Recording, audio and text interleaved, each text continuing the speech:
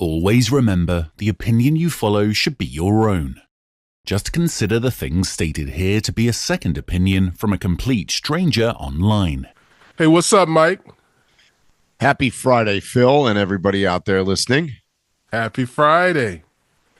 Mike, I want to send a thank you to our audience. The response we've had the last couple of weeks, they seem to like these Netflix reviews that we've done, critiquing these TV series.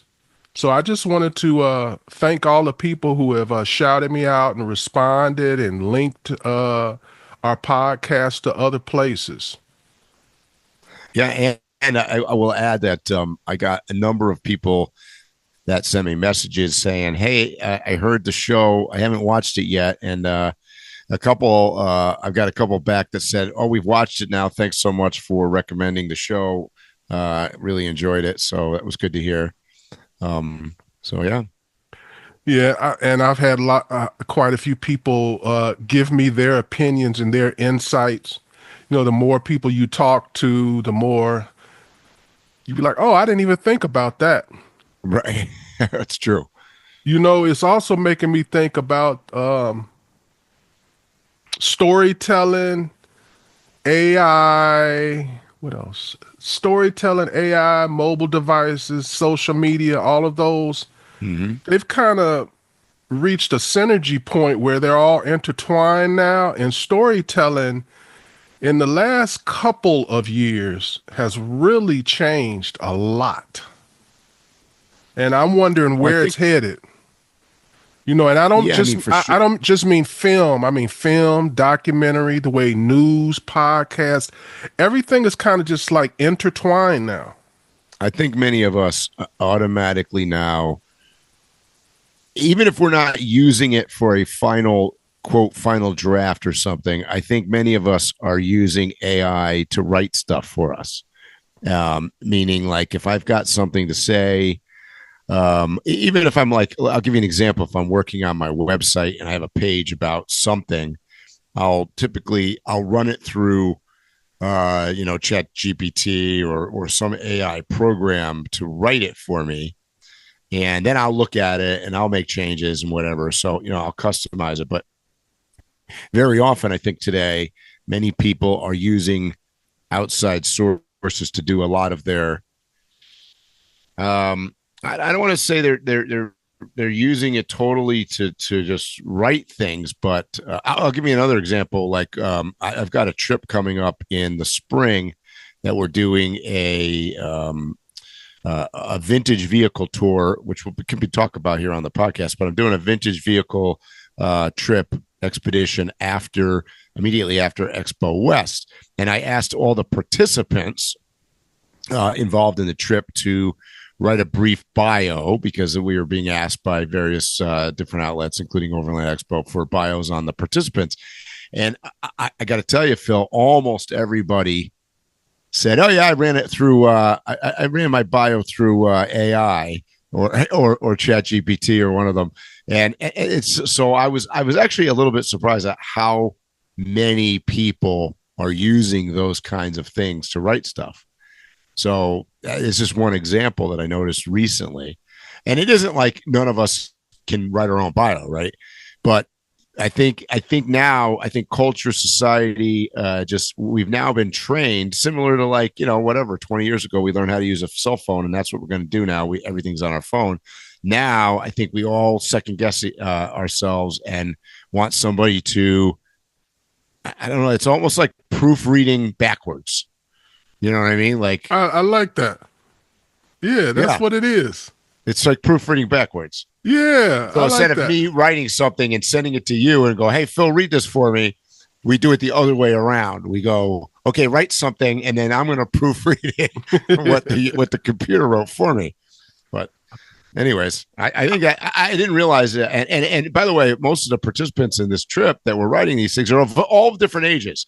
So this isn't like a generational thing. I think that this is caught on with just about every age group out there.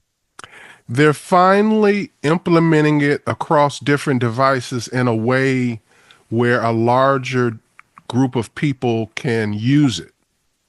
Yeah. Yeah. I'm starting to dabble in it, and the reason why I'm saying dabble is I'm one of those people, I always prefer the old school method. I spent so much time learning how to write a bio. Yeah. Exactly. How to put what your key sentence in the beginning and how many paragraphs involved. And look, came from the, pencil and paper kind of society, right? Where I was just going to write it on a notebook. And I had a younger person point out to me, there's like, oh yeah, you can tell you're old by the way you write. And I was like, what you mean? And he was like, all of those commas that you use. Yeah. They were in the right place, but they don't use commas anymore. That's right. Mike, I have always been a big boxing fan. Yep. So I'm compelled to take this moment and say, rest in peace, pugilist, entrepreneur, philanthropist, and champion George Foreman. I grew up a Muhammad Ali fan, so my introduction to George was him playing the villain in one of Ali's most historic sports moments, the Rumble in the Jungle, back in 1974. And then I remember him disappearing shortly after that, and it seemed like that was all she wrote for Foreman.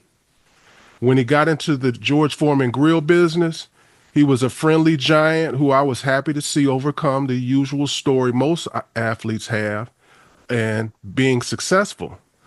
I was a big fan of him for that. I had his products. So when he returned to boxing after 10 years away from the ring in 87 at age 38, I thought it was a stunt, but I cheered him on because I was a fan.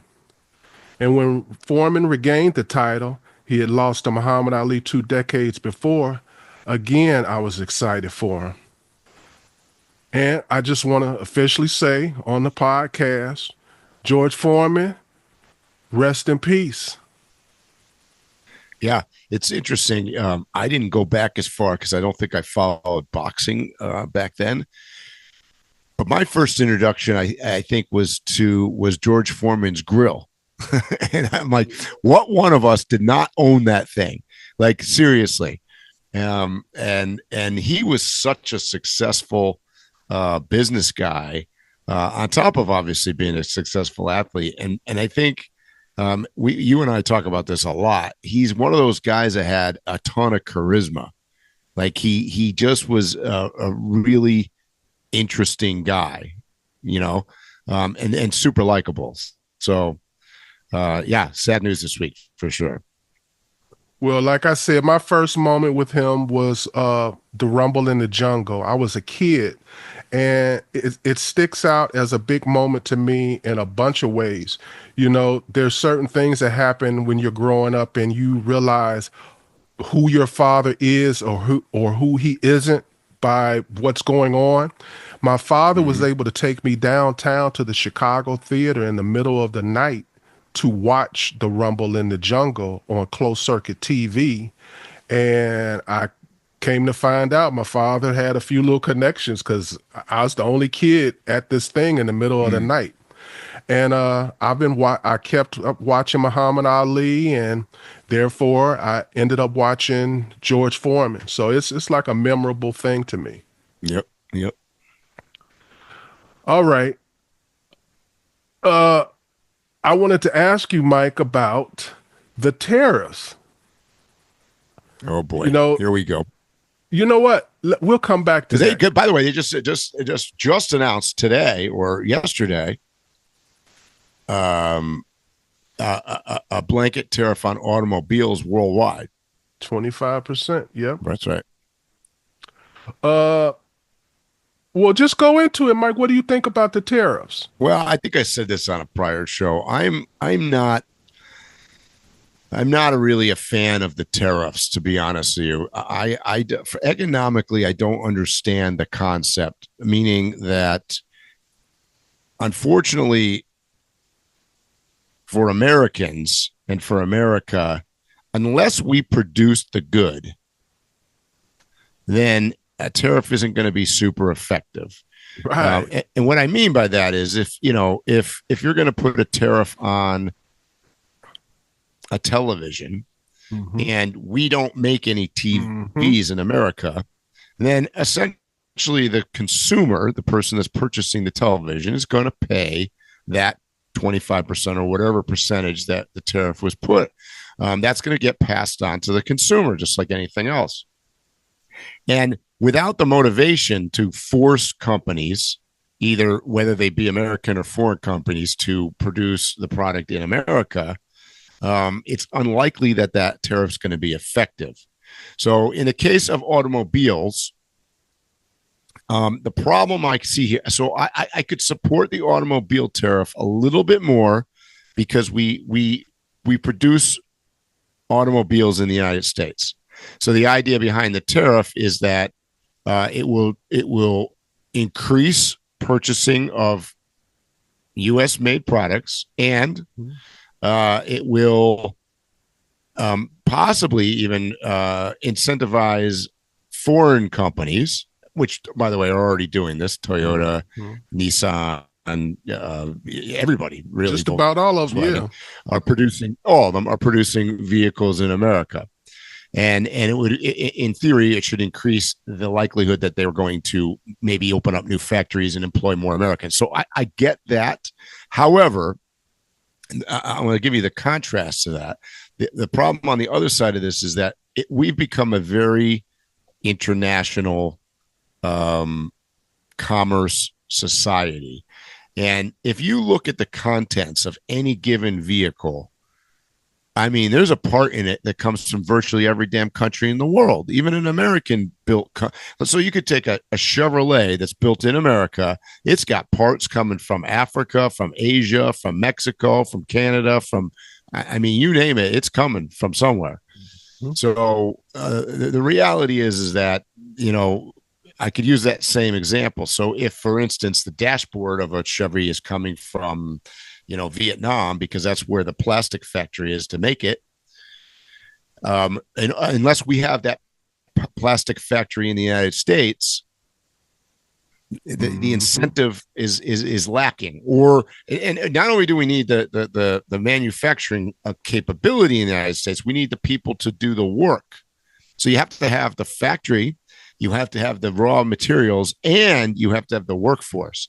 And that, unfortunately, is where America keeps running into problems, is that we don't have a workforce in the United States. Our workforce is very geared towards, has been pushed into, over the course of the last really 50 years, into a service industry. We are service oriented, and we are largely white collar job base in the United States. So the problem is that we don't have a lot of work. Look, the incentive for years has been get everybody to go to college. Great. So they go to college, they get out, they graduate, they've got degrees in poetry, and they got degrees on ancient history, and they got but none of these things are going to help the economy, right? We lack tradespeople. We lack plumbers, electricians, engineers that can be, tool and die is a big one. Like, right, if you're going to manufacture anything, you got to tool and die the crap out of stuff. Even Elon Musk said Tesla, which, by the way, Tesla is the number one American car company, or I should say, has the highest percentage. It is the company that you can legitimately say are American-made vehicles. Most of their products are made in the United States. But even Elon Musk said yesterday the tariffs would hurt them because there are products that they have to bring in to make their cars from overseas. I agree with everything that you said. And this falls in line for people who didn't see the reasoning behind the big deal with us getting minerals from the Ukraine and wanting Greenland and trying to make a deal with Canada. Moving forward with all of these tariffs is going to affect so many things that we manufacture because we don't have the base materials to build them or make them. Yep. No, that is true. And then you can even look at it as food, Mike. We can't feed ourselves. No. Like for instance, a bag of grapes right now, that's out of season. There's nowhere in America that you can make you could have grapes or enough grapes to provide for enough, the total population. So where do we get them from? We get them from Chile. We get them from Mexico. We get them from different other places. We need that, and we need that not to stop. A lot of our food, believe it or not, comes from farms in Norway and places like that. Lots so we can lose this war.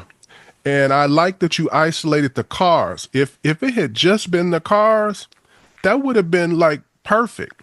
And everything else, the transition is too rough.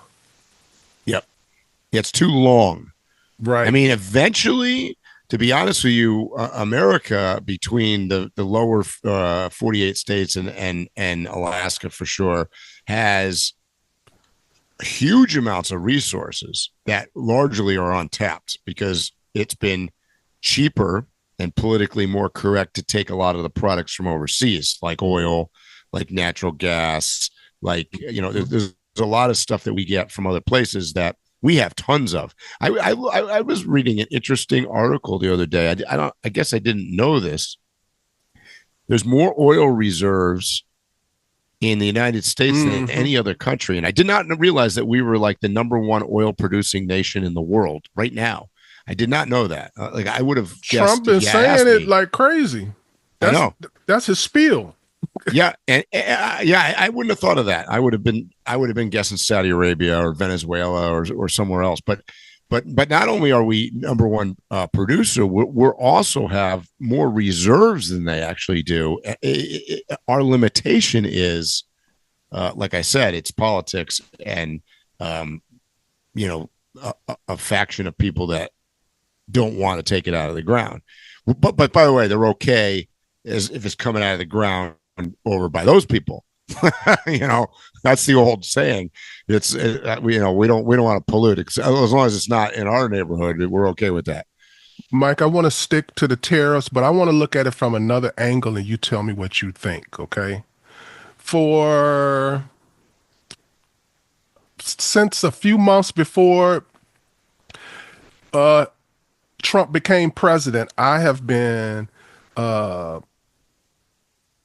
purchasing things and doubling up on things that like for instance, I bought a drone. I've bought extra drone batteries, things that I have bought that are electronics from China. I've bought 2 of them. Yep. Because potentially, let's say for instance, a DJI drone. Potentially there may not be any support for your drone. So if you don't have another one, you're going to just be shit out of luck. Yeah. The other thing is, like, TikTok, potentially TikTok was going to go away, and we saw what they were going to do with the app. A lot of these electronics that are from China run off of apps. Yeah. So I have 2 questions for you. Have you been doing anything proactively as far as the products you purchase? Do you think other people are doing what I'm doing? And secondly, the app-based things that we use from China, do you think if there's some kind of sanctioning and we get rid of them or whatever, will there be third parties here in America that create apps, or will we just have a bunch of bricked electronics? Well, to answer your first question, was that a clear question? Yeah, it was. Yeah. To answer your first question, I also use DJI as an example because that's what I use for my filming as well. I actually have duplicative drone scenarios going on here, like you do. I actually have 3 DJI drones, and so I have some backup. And like you said, for all practical purposes, the DJI setup works on apps. The drone doesn't work unless you update your software in your app. It won't fly. It won't take off. Do I think that that's a weakness? Yes. I do think that the bottom line is right now the Chinese make, in my opinion, make the best drones. Okay, so I mean, specifically DJI for consumers, they make the best product by far, and we don't really have a lot of options. We definitely do not have, and I'm not saying there aren't good. There are some very good American drone companies out there, but they're not into the prosumer consumer market. They're making agriculture and defense and various other things. Could we have drones made in America? They're not producing them nowhere near the quantity. No, or the size. They're all largely the big drones. So we're at a weakness here with that. Do I think that I could end up with a bunch of paperweights in my truck? Yeah, I think that is a possibility. I am a pretty strong proponent of calling BS on all that argument that we had earlier with the TikTok, which, by the way, I think the deadline for the sale of TikTok and the quote banning of that again is coming up in another week.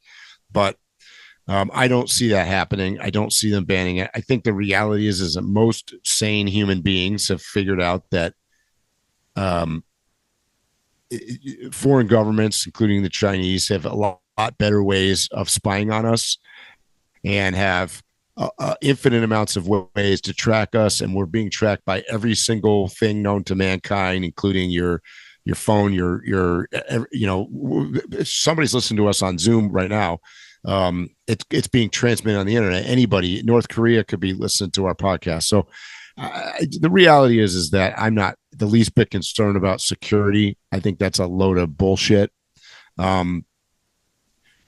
I don't know. I'm sure there's people that are probably listening out there that disagree with me, but unless you are a true nomad living off grid somewhere without any electronic devices and you don't go into any town to get anything, you're being tracked, dude. Just let me tell you. So I would say that I'm fairly optimistic that we're not going to ban. As a company or as a country, we're not going to ban DJI, or we're not going to ban TikTok, or we're not. Now, having said that, I mean, yes, if suddenly Trump says we're going to put a 300% tariff on all foreign drones, we got a problem. When I say we, I mean you and me, Phil. I mean, we've got an issue. I know I got one. Yeah. So, I mean, I guess that's taking it down to the real level here. I've always been a strong believer and an arguer for when we talk about politics in any way, shape, or form, everybody at the end of the day is really in it for themselves, regardless of what they say. That's what that's what politics is. Exactly. Well, although you're going to get a whole fleet of people say, "Oh no, we're looking out for the best of the society," and bullshit. I'm calling bullshit. No, that's the sales spiel. Yeah, that's the sales spiel. Exactly. So, am I okay with putting tariffs on, automobiles or? I don't know, like shit that I don't need. Yeah, I probably am less concerned about it. But if you telling me you're going to put it on drones or my iPhone or, then all of a sudden, I wake up and go, ho, wait a minute here. I don't know. If you to go back to the very beginning of what you asked, I am where we are today. I'm not a strong proponent of tariffs. Oh, I'm not either, because I'm the one that's going to be affected. It's that simple. It's that simple. Mike, people are probably wondering why I haven't brought this up yet, so let me go right to it, all right? Oh, boy. Top Trump officials included Jeff Goldberg, the editor-in-chief of The Atlantic, in a group chat on the Signal app about plans to bomb Yemen. That's not my question. My question is all of the rigmarole going around about it this week. This has been the biggest news. Is it big news? Is it just political gamemanship? What's your opinion about this? Because I definitely have some strong opinions about this. Well, I'm going to say two things. One, I personally think it's a gigantic whole lot of nothing burger. Number one. Number two, it was a major fuck up. Like it's a major fuck up. You just like who did it? Now, the problem is that most of the discussion I have seen has centered around go surprise me, call me colored. It's centered around political rhetoric and the usual bullshit, you know. So when I hear Congress questioning whether or not Pete Hegseth, the Secretary of Defense, was drunk at the time, I go, okay, well, that's 100% politics. But by the way, from all I could tell, he didn't set the thing up. They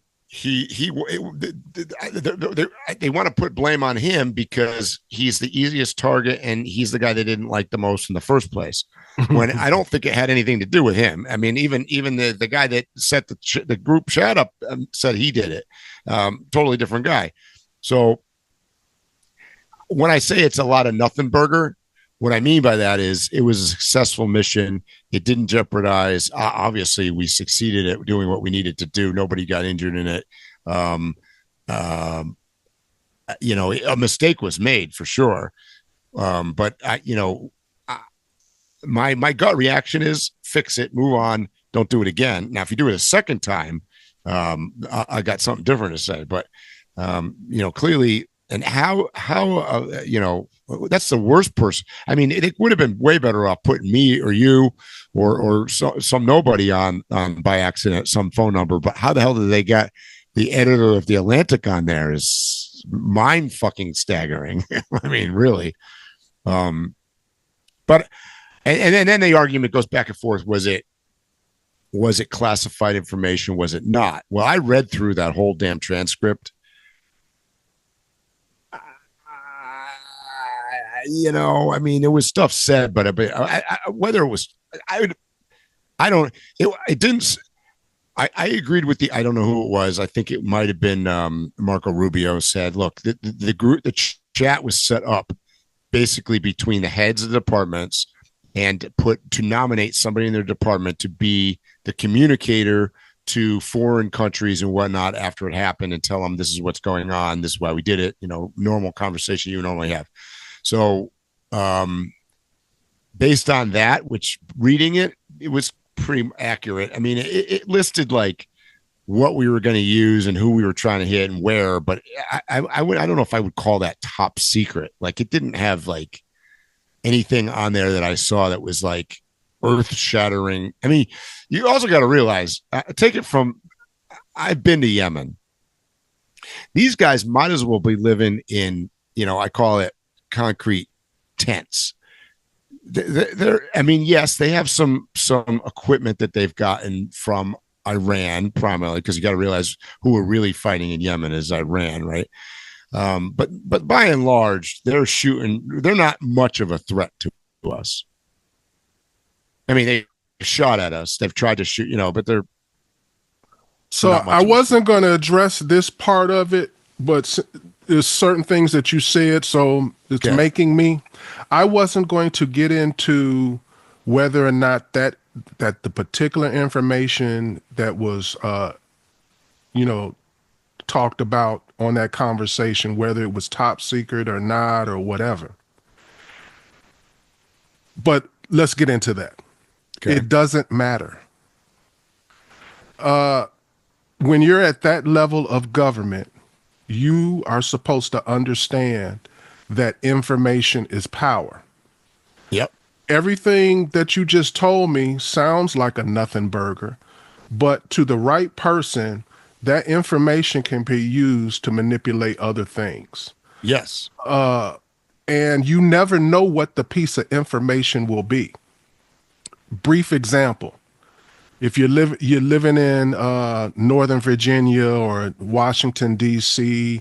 and you are a government contractor or something like that, right? And you're privy to some information.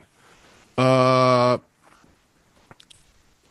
know people all the time, they sit at the bars and they tell these things and they end up getting arrested. They tell information that they're not supposed to tell and they end up getting arrested. And it'll be some trivial something that they told to impress a girl at a bar. Sometimes the girl at the bar is somebody literally working for the government to see, does he tell information? And the information is far less important than this. Far less important than this. And the reason why is because it may seem like your little job and you saying that you have a store and it has this stuff in it may not be important. But I know logistics now. I know where the stuff is being stored or whatever. You can never know what information is the thing. Or I'll give you another example. I may sit down and talk to you. I'm sitting at a bar with you and you're a person of importance. You're a Secret Service agent. And then you tell me, oh yeah, I shoot ball at such and such health club in Northern Virginia. That may not seem like a big deal.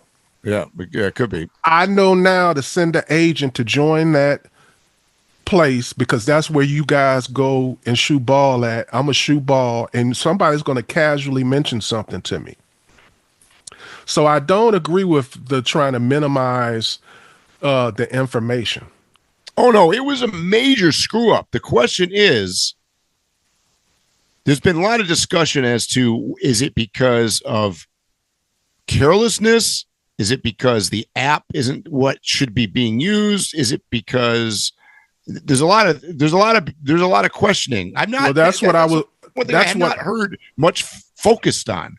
Well, that's what I wanted to address, and that's the part that it's the signal part. People I don't care what station in life you are. There are people who understand information is power, and there are other people who seem to not.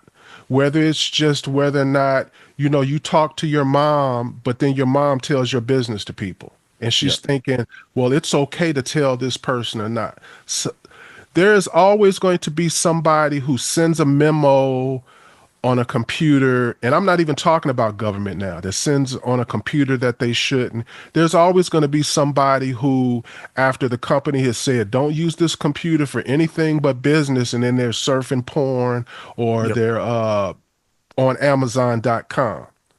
So that behavior is just a natural behavior that a lot of people have, and it has nothing to do with your job. So my issue is that you're supposed to be above the fray to hold these positions. By you holding this position, by you getting it because you were approved by Congress, it's supposed to be saying, I'm better than you. I'm a little bit better than you. I'm a little bit more accountable than you. I'm a little bit more responsible than you. Them using Signal and brushing it off as something small in any kind of way is making it like they're just a regular person. And I feel like they're a regular person, but you get my point. They're supposed to not be a regular person. So I don't give them any out on this. And then the other thing is, everybody's trying to minimize the story, and I could rattle off a list of things where the Republicans attacked with good cause on the Democrats about their misuse of information and classifications and things like that. Up until this happened, they were still talking about cleaning the swamp and getting rid of Hillary Clinton because of having a server in her basement. And her server didn't have nothing about no war in Yemen. So let me ask you this question, Phil. Who's to blame? And what do you think actually happened? Like how did it happen? I just told you what happened. There are some people who really understand information is power. And no matter what job they have, it's going to be demonstrated. And then there are other people who don't really understand the power of information, and they trick off. They take shortcuts. So what it sounds like to me is the what's the guy's name? Walsh. He didn't think it was a big deal. Yeah, and it also sounds like it was his, and so to such an extent that he had a junior staffer set this up for him. I don't think he actually put them on the list. And it's what it sounds like is his staffer set up the group chat, and nobody. I mean, the first point of contact that should have checked it was him. Nobody checked to see, okay, there's 12 guys on here. These are the confirmed 12 people. Nobody did any of that. I agree with all of that. But here's the thing. He should not be doing any, it's like an actual rule and regulation that they have. He had no business having an interaction at all on that app. Well, so that's debatable though, because it's not debatable. It's the rule. Well, okay, but this wasn't new. This isn't. He didn't invent the app. He's not supposed to be on an app. Well, that's not what they said. I'm not going by what he said. I'm saying what is the rules and regulations of working in the White House. It don't matter who's in or who's out. That's the rule. But according to Google this. What I read was that app was approved during the Biden administration, and they've been using that app for the last 7 years. They're wrong. Who's wrong? Whoever you just said for 7 years, the Biden administration. You're saying they shouldn't have used it, or they didn't? They should not have been using the app. Yeah, you and I are on the same page. I agree. They should not. I mean, let's put it this way. Our U.S. government has some bright minds in it. I mean, for you to tell me that that the government can't come up with its own secure platform or communication mechanism, they do, and that's my point. So why would you have to use an outsource? Look, for those of you, by the way, that don't know what Signal is, Signal essentially is an encrypted WhatsApp, right? I mean, that's what it is. It's WhatsApp, but it's encrypted. Supposedly to a higher standard. Now, WhatsApp is encrypted as well, as is Facebook Messenger or any of the other ones. They're all encrypted. Supposedly, Signal is better encrypted, and it's similar to, say, Snapchat or something where you can set vanishing times, which also goes, from what I've read, goes against government policy altogether. Bro. If you really think the shit vanished, do something wrong. Do something wrong, and the government will go right and pull that stuff right up. Exactly. I keep telling you, bro. I used to work for MCI. Yeah. A lot of people don't even understand that this is really all BS. This is really all BS, because like we're talking about like consumer apps and the government. All of this is all run on the same infrastructure. Yep. When I worked for MCI, that's what I did. I literally worked on the stuff for the government. Yep. And it all ran on the same stuff. Same infrastructure. It was literally just some keystrokes difference or an account. You're just a different account. Yeah. It's not like there's not no real precautions. Right. And when the government goes in and does a wire on somebody, it's not like on TV. It's right there in a residential switch, and they have a little cage, and they're sitting in the office, and it's in a cage, but it's connected to all the other stuff. Yeah. So my point is that none of this stuff is really secure. No. I understand. I totally understand. The same satellites that do stuff for the government and the military are the same ones that do it for residential. Elon Musk, his new satellites, trust me, are not just used for Starlink. Right. I know. Exactly. I know. I laugh when people tell me that. Yep, you're right. So, what do you think, Phil? What should be the outcome of this? See, that's hard for me, Mike, because I have to pretend like I believe in the system. So, but if I'm believing in the system, what needs to happen is somebody needs to boldly state that we made a mistake. Sorry, won't happen again. Move on. Yeah. And Trumpers and MAGA people and Fox and everything, they'll soundbite the hell out of that, and it'll be it'll be like, see, when something happens with us, we own up to it and we move on. It'll be one of those. And I think that largely that's already happened. I think that was done last night. But they did it wrong because they keep trying to dismiss. They're not saying that they did something as grievous as they did. Yeah, they're trying to be like, yeah, y'all kind of caught us. We took a pen home from work. They're trying to make it like that. Yeah, we took a pen home from work, but is that really stealing? Right. No. Right. You're like, we stole the pen. We knew it wasn't ours. My bad. Yep. They're not doing that. No. But on the other side, the politics on the other side have been ridiculous, equally as ridiculous. And that's my point, is that it's just whoever's in office, but they all do. That was my whole point, is they all do it. Yeah.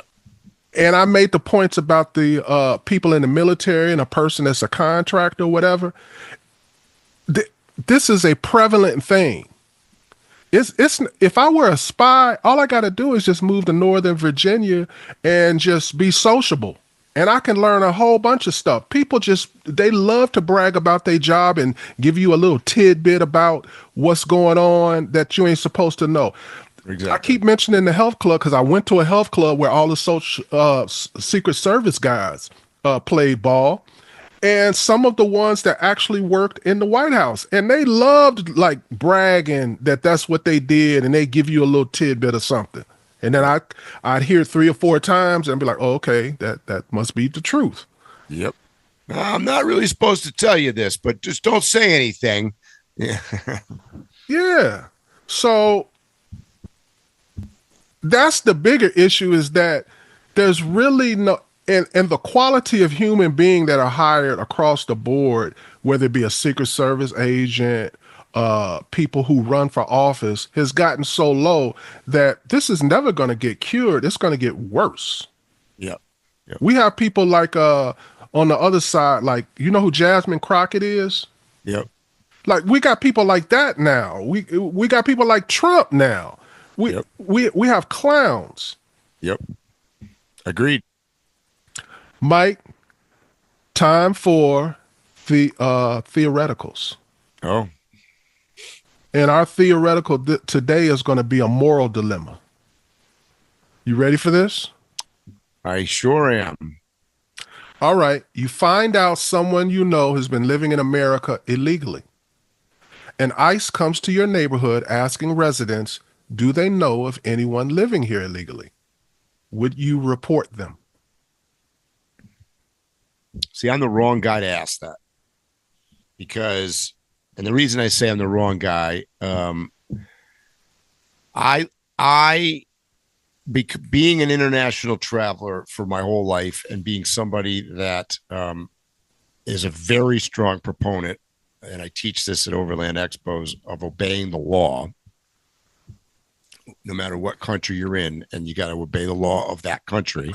I think you and I have talked about this on a podcast a couple years ago when what's her name flew to Russia with some weed and she went to jail and everybody was like, "Oh my God, that's not right."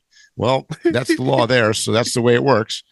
I'm gonna stick by what I always say, and I would be inclined to turn the person in if they're there illegally. Right? You're saying that they were there illegally. But so by definition, that means they did not go through the proper channel. They did not get their correct visa. Like, I'm sitting here on this podcast. You don't know. They you don't know what they did. They may have started out illegal. They may have started out legal and ended up illegal. You don't know what the reason is. But I do know that they're there illegally. Correct. Okay, well, that's my point, though. I'm sitting here on this podcast from Mexico, and I am here in Mexico legally. Now, I will tell you that there are people that around here, and it's that are not like there's many people that I get this on the there's this Facebook group called Talk Baja. I can't stand it because it's just, to me, it's just a group of I'm going off tangent here, but people will say all the time, well, I crossed in there and nobody asked me for anything, so I didn't get my 180-day visa. Well, then you're breaking the law. Like, I don't know what your question is, but they're like, well, I've never done it before, or nobody was there, so I just didn't do it. I don't think it's a problem, right? I mean, I don't know what to tell you. So I would say the same thing in America. We have many paths to legality. I am a huge, maybe this is my libertarian coming through, but I am a huge, you got to take control of yourself. Do not expect somebody else to take care of you all the time. This is not a nanny state. We do not want to all be like California. So for my anti-California statement here, I would turn the person in because they're not legal. It's the only thing I want to know about. Same here. I don't have as long an explanation. I'm not about to have the U.S. government come ask me a question by an official, and I lie or deny. It's just that simple. It's that simple for me. Yeah, I'm not going to lie. That's my point. If you're going to put me into a scenario where I potentially could be on the hook for aiding and abetting or assisting, no, I'm staying out of that. That guy over there, he's illegal. And I have like a basic thought. If me as an American citizen help a person in America who isn't an American citizen continue to do something illegal, I think that is the basic definition of a traitor. Yeah. Agreed. And so Phil, let me extrapolate on this a little bit more. How do you have in America right now, and I know Trump's trying to get rid of them, and that's a big political thing, but how do you have a scenario where you have, quote, a sanctuary city? Explain that's what this that is all concept about to me. Explain. I don't even understand that concept. So what does that mean? You've declared that your area is okay to be illegal. You don't have to follow laws. We can rob stores. We can rape people. What does that mean? You are basically saying I will go against the country. That's what you're saying. I will go against the country to protect non-citizens. So if there's somebody out there that is listening right now that is on that side, I'll call it the more liberal-leaning left side, that has in the past or now supports the, quote, sanctuary city thing, I'd like to hear your viewpoint on that, because I don't understand it. I legit don't understand that at all. All right, let me give you another one, Mike. Oh, this is something a little more fun and nothing political about it. All right. Oh, you ready? You're at your best. All on red. You're at your best friend's wedding just an hour before the ceremony is to start. Earlier that day, you came across definitive proof that your best friend's spouse-to-be is having an affair with the best man or maid of honor, and you catch them sneaking out of a room together looking disheveled. If you tell your friend about the affair, their day will be ruined. But you don't want them to marry a cheater. What do you do? Oh, jeez. God. I'm going on the opposite side of what I just said for the I'm staying the hell out of this. I want to be a million miles away from what you just said. Run it by me one more time. You're at your best friend's wedding just an hour before. Best friend's wedding. Okay. Before best friend. Yep. Before the ceremony is to start, you come across definitive proof that your best friend's spouse-to-be is having an affair with the best man, and you catch them sneaking out of a room together, looking disheveled. If you tell your friend about the affair, their day will be ruined. But you don't want them to marry a cheater. What do you do? Well, I mean, it's going to be ugly, but I would tell them. I'd tell them. I think we got to band together on that one. I mean, as much as I wouldn't want to, and my real hope would be that, sadly, I mean, he should have known this. Mike, I love you. You're my best friend.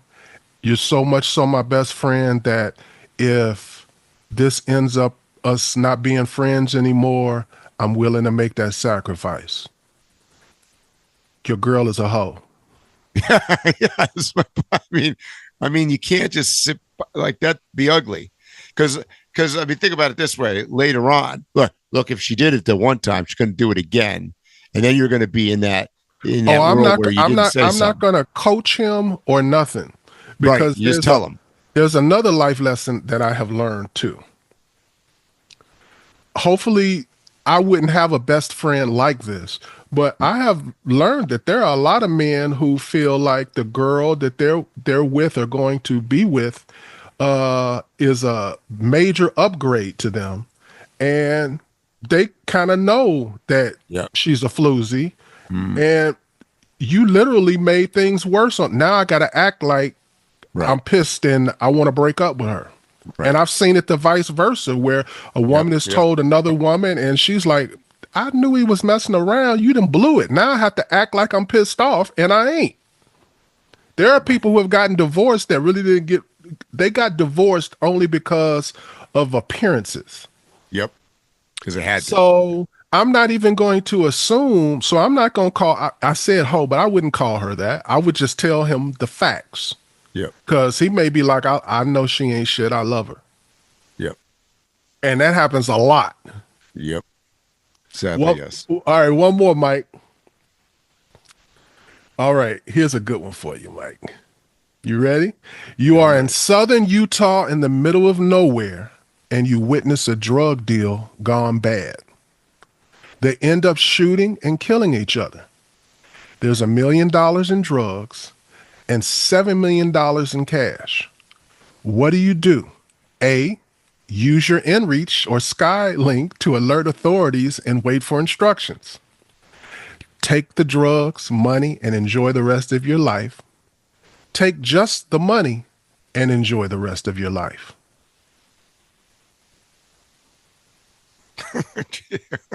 Phil, you're making it hard today. So I'm assuming is this a perfect scenario? So if you take the money and or the drugs that the cartel's not chasing after you. I don't know. I'm just I'm not taking the drugs. I'm not inclined. I am let's do process of elimination. I'm not taking the drugs. I'm not going down that road at all. I ain't being a snitch. I'm not calling the cops. This is a third party situation that's going on over there. I am not getting involved in that. Nope. I'm not doing that either. I mean, the only question about it would be whether we take the $7 million in cash. Yeah, I'm waiting.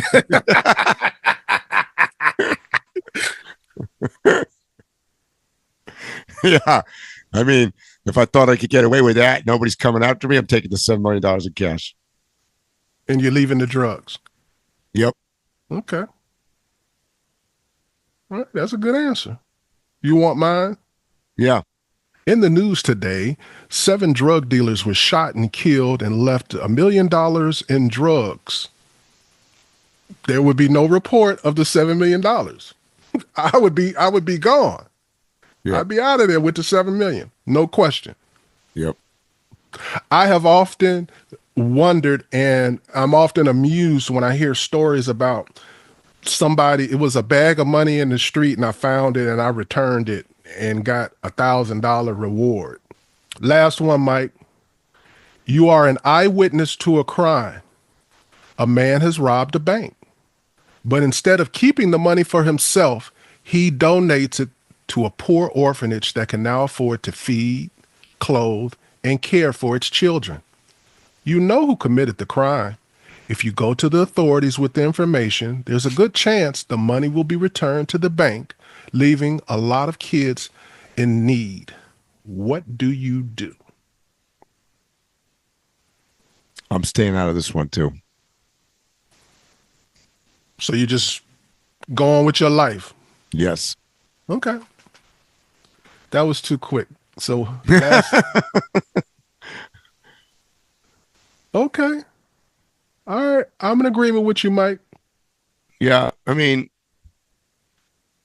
sadly, maybe that's my libertarian coming through.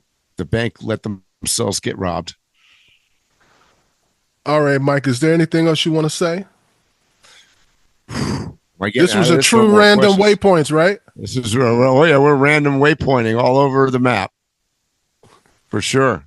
No, I want everybody to enjoy their weekend, and we'll see you guys next week with, I'm sure, some other random waypoints. We might, God knows, we might be on a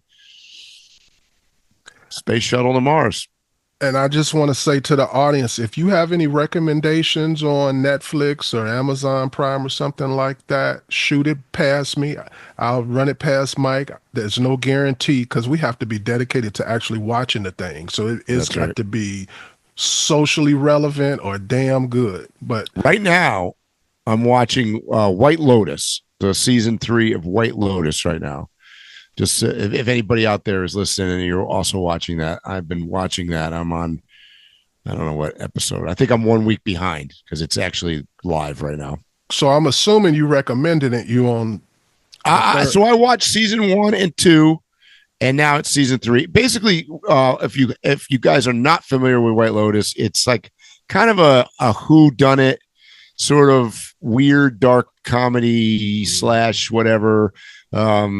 You know, and each season takes place at a quote White Lotus hotel, totally different cast of characters every season. Usually there's one holdover character, which there is one in this episode. And she's actually from the first episode. I think the first one was in Hawaii, the second one was in Italy, and this one is in Thailand. And it's the reason, one of the reasons I like it is similarly to the reason that I liked the adolescent show. It's filmed in a very interesting way. The camera work on it is very interesting. I agree with that. That's what I was alluding to earlier, is that all around the technology in social media, movies, and all of that stuff, it's really taken a huge turn in the last couple of years. Yeah. All right, guys, you know what I'm going to say. Stay safe, tread lightly, and hopefully we'll see you here or on a trail soon. You have been listening to Waypoint Overland's Random Waypoints. Like, subscribe, and stay tuned for more.